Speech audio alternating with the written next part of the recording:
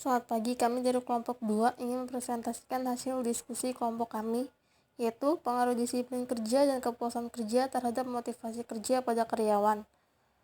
Sebelumnya saya ingin memperkenalkan anggota kelompok kami. Yang pertama ada Ratna Mirawati, Nurisani, Narendra Putriandini, Niko Felix Gunawan, dan saya sendiri Rianti Teresia. Perumusan masalah yang pertama, apakah disiplin kerja berpengaruh pada motivasi kerja? Yang kedua, apakah kepuasan kerja berpengaruh pada motivasi kerja? Yang ketiga, apakah disiplin kerja, stres kerja sama-sama berpengaruh pada motivasi kerja? Topik bahasan, pengaruh disiplin kerja terhadap motivasi kerja, pengaruh kepuasan kerja terhadap motivasi kerja, pengaruh disiplin kerja dan kepuasan kerja terhadap motivasi kerja. Motivasi kerja. Menurut Mangkunegara 2016, motivasi adalah untuk mendorong kebutuhan karyawan yang perlu dipenuhi agar mereka dapat beradaptasi dengan lingkungannya. Menurut Siagian 2002, motivasi kerja adalah pemahaman bahwa mencapai tujuan organisasi berarti mencapai tujuan.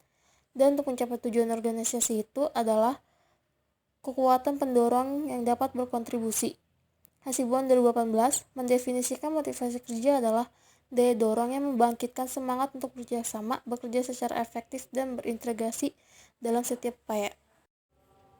Supardi dan Anwar menyatakan bahwa motivasi adalah kegiatan kepribadian individu yang memfasilitasi keinginan individu untuk terlibat dalam kegiatan tertentu untuk mencapai tujuan.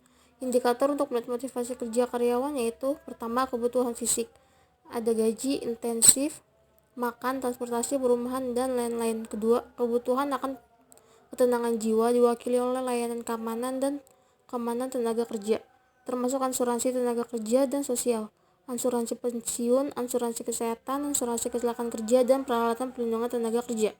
Ketiga, kebutuhan sosial ditunjukkan komunikasi dengan orang lain, ini termasuk kebutuhan untuk diterima, dicintai, dan dicintai dalam kelompok. 4. Kebutuhan akan persetujuan dinyatakan sebagai persetujuan dan persetujuan berdasarkan kemampuan. Ini berarti bahwa karyawan dan manajer lain harus menghormati dan menghargai pekerjaan mereka.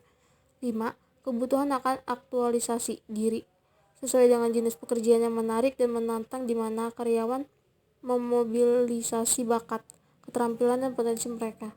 Organisasi dapat memenuhi kebutuhan ini melalui pelatihan. Disiplin kerja. Menurut Siswanto 2001, disiplin adalah sikap hormat, ketaatan, dan ketaatan terhadap aturan tertulis dan tidak tertulis yang ada, serta kemampuan untuk menegakkan tugas dan wewenang ketika dilanggar untuk menghindari sanksi. Menurut Handoko 2005, disiplin adalah kegiatan manajemen untuk menegakkan norma-norma organisasi. Disiplin diperlukan baik untuk individu maupun organisasi.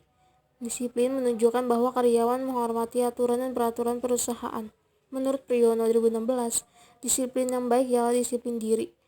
Banyak orang sadar bahwasanya kemalasan yang lebih besar mungkin merupakan akar dari disiplin diri. Kinerja pegawai yang tinggi juga akan meningkat jika kepatuhan terhadap peraturan organisasi atau kelembagaan tercermin dalam disiplin kerja. Disiplin kerja. Melayu SP Hasibuan 2007 194 menjelaskan indikator-indikator disiplin kerja karyawan adalah sebagai berikut. Tujuan dan keterampilan. Tingkat disiplin staf memengaruhi tujuan dan keterampilan. Sangat penting bahwasannya tujuan yang dikejar harus tepat, sulit, dan sesuai dengan kemampuan karyawan. Artinya tujuan tugas yang diberikan kepada pekerjaan harus sesuai dengan kemampuannya agar dapat bekerja dengan tekun dan sistematis. 2. Keteladasan kepemimpinan sangat berpengaruh pada disiplin pegawai. Pemimpin harus berfungsi sebagai panutan dan pengikut. Manajer harus memberikan contoh yang baik, menegakkan aturan jujur dan adil, dan berbicara bila perlu. Ilustrasi dan manajemen jika efektif, dan kontrol yang efektif atas bawahannya. Bawahan akan mengikuti jejak pemimpin dalam disiplin jika pemimpin memberikan contoh yang buruk. Kompensasi gaji dan tunjangan juga mempengaruhi disiplin karyawan. Kompensasi bagi karyawan untuk memberikan kenyamanan terhadap pengaruh atau karyawan ketika kecintaan karyawan terhadap pekerjaan mereka tumbuh, bagi pula disiplin mereka. Keadilan membantu mewujudkan disiplin karyawan dikarenakan kemanusiaan dan ego selalu penting dan ingin diperlukan sama. Keadilan yang menjadi landasan kebijakan ketika memberikan pujian atau hukuman mendorong perkembangannya disiplin karyawan sangat efektif. Waskat, pengawasan terpadu, benar-benar merupakan sarana yang paling efektif untuk menegakkan disiplin karyawan di sebuah perusahaan. Waskat menandakan bahwasannya atasan harus membimbing dan mengawasi secara disiplin kerja, sanksi hukum. Hal ini sangat penting untuk menegakkan disiplin karyawan. Denda yang lebih besar meningkatkan ketakutan karyawan akan menggelar kebijakan perusahaan dan mengurangi sikap dan perilaku disiplin. Ketegasan, tindakan yang dilakukan pimpinan berdampak pada rasa disiplin pekerja.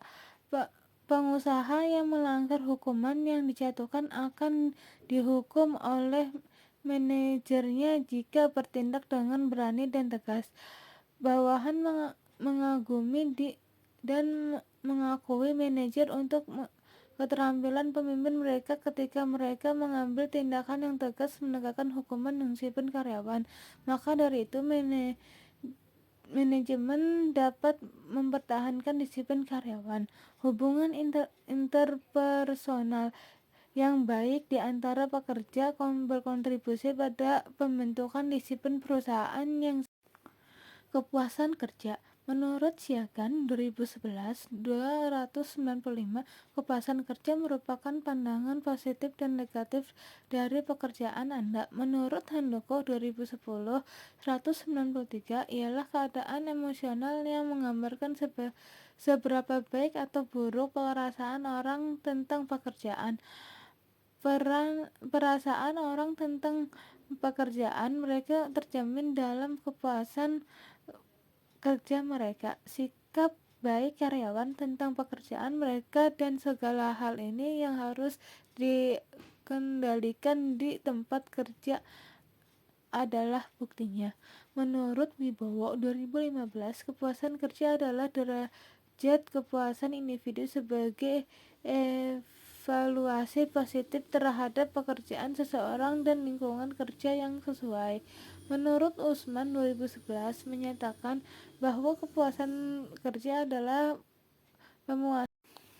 kepuasan kerja.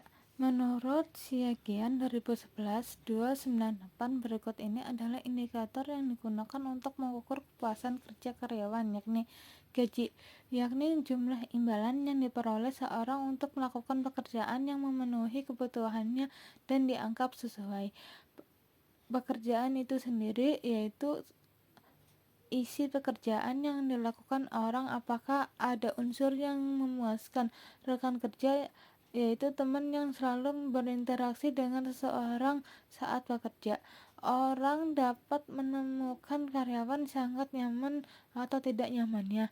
Atasan adalah seorang yang senantiasa memberi perintah dan arahan untuk melaksanakannya pekerjaan. Sikap seorang atasan dapat membuat seorang merasa tidak nyaman atau nyaman, dan hal ini dapat memengaruhi kepuasan kerja.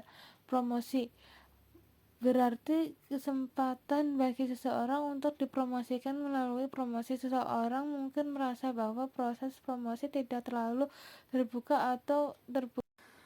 Pengaruh disiplin kerja terhadap motivasi kerja. Menurut Hasibuan SP 2014, indikator disiplin kerja ada 4, yaitu kepatuhan terhadap semua aturan operasional. Karyawan wajib mematuhi semua aturan operasional yang ditentukan sesuai dengan aturan dan pedoman ketenagakerjaan untuk mencapai kenyamanan dan kelancaran kerja. SM, penggunaan waktu yang efisien berarti memanfaatkan jam kerja yang disediakan oleh perusahaan dengan sebaik-baiknya dan tidak membuang waktu untuk mencapai tujuan yang telah ditetapkan.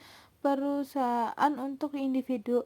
Tanggung jawab pada tugas kerja. Dalam hal ini, karyawan menunjukkan disiplin kerja tingkat tinggi dalam hal mengambil kewajiban dan menyelesaikannya dalam kerangka waktu yang ditetapkan oleh perusahaan. Tingkat absensi ialah salah satu alat ukur yang dimanfaatkan untuk menilai. Saya Nika Feli Gunawan ingin melanjutkan presentasi artikel dengan judul Pengaruh Kepuasan Kerja dan Terhadap Motivasi Kerja. Menurut Robin tahun 1996, faktor-faktor yang lebih penting yang mendorong kepuasan kerja sebagai berikut. Yang A itu bekerja untuk meningkatkan kenyamanan pribadi dan pekerjaan yang baik. Yang B itu rekan sekerja yang mendukung bagi karyawan pekerjaan juga memenuhi kebutuhan dan interaksi sosial. Oleh karena itu, tidak mengherankan jika rekan kerja yang ramah dan sportif meningkatkan kepuasan kerja. Yang C itu kesesuaian kepribadian pekerjaan. Menurut Holland, semakin cocok kepribadian seseorang karyawan dengan pekerjaannya, semakin bahagia mereka. Orang dengan tipe kepribadian yang tepat untuk pekerjaan yang mereka pilih lebih mungkin berhasil karena mereka memiliki bakat dan keterampilan yang tepat, menurut Subaryanti tahun 2017. Selanjutnya ada pengaruh disiplin kerja dan kepuasan kerja terhadap motivasi kerja. Menurut Sulistiani dan Rosida tahun 2009 bahwa disiplin merupakan suatu proses mengoreksi atau menghukum pelanggaran aturan dan prosedur oleh bawahan. Menurut Siagian tahun 2009, disiplin pekerja adalah semacam pelatihan yang dimaksudkan untuk meningkatkan dan membentuk pemahaman sikap dan perilaku pekerja, serta untuk meningkatkan kesadaran dan inisiatif pribadi untuk mematuhi semua kebijakan bisnis dan norma sosial. Menurut Dufresne tahun 2018. Menurut Rifai tahun 2013, disiplin kerja dibedakan atas yang A, disiplin retributif, yaitu untuk berusaha menghukum para penipu. Yang B, disiplin korektif, yaitu upaya untuk membantu karyawan memperbaiki perilaku yang tidak pantas. Yang C itu perspektif hak individu, yaitu ini bertujuan untuk melindungi hak dasar individu dalam tindakan disipliner. Yang D itu perspektif utilitarian, yaitu perspektif utilitarian berfokus pada penerapan disiplin hanya ketika konsekuensi dari tindakan disipliner lebih besar daripada kerugiannya. Disiplin melebihan dampak-dampak negatifnya. Selanjutnya ada pengaruh disiplin kerja dan kepuasan kerja terhadap motivasi kerja.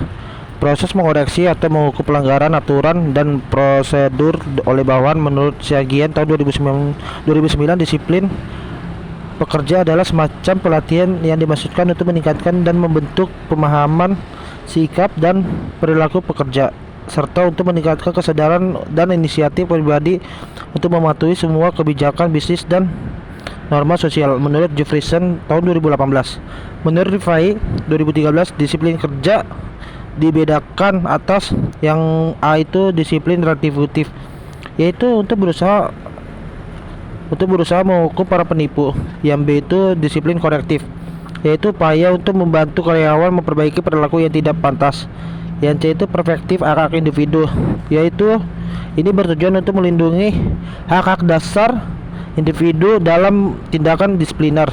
Yang D itu perspektif utilitarian, yaitu perspektif utilitarian berfokus pada penerapan disiplin hanya ketika konsekuensi dari tindakan disipliner lebih besar daripada kerugiannya. Disiplin melebihan dampak-dampak negatifnya.